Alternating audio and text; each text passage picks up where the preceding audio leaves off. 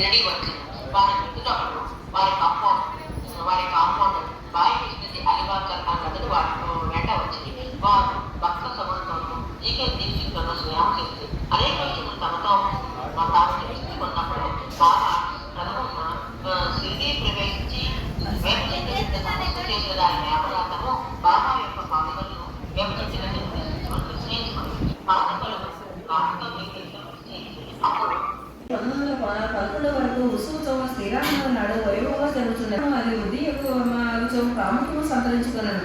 1912లో ఈ ఉత్సవానికి సంబంధించిన ఒక మార్పు జరిగింది.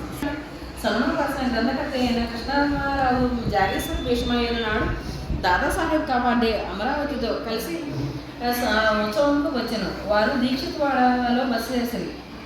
ఉత్సవం ముందు కృష్ణారావు దీక్షిత్వాడ ఆ సమయంలో లక్ష్మణరావు ఊరపు కాకమహాజన్య పూజా పరిక్రమల పళ్ళెంతో మసీదులకు పోవచ్చున్నాను. అవన్నీ చూడగానే భీష్ముడు యొక్క కొత్త ఆలోచన తట్టాను. వెంటనే కాకమహాజన్ని దగ్గరకు పిలిచి అతనితో ఉత్సవోత్సవంలో శ్రీరామనవమి నాడు చేయమనలో భగవత్ ఉద్దేశం ఎండవచ్చున్నాను.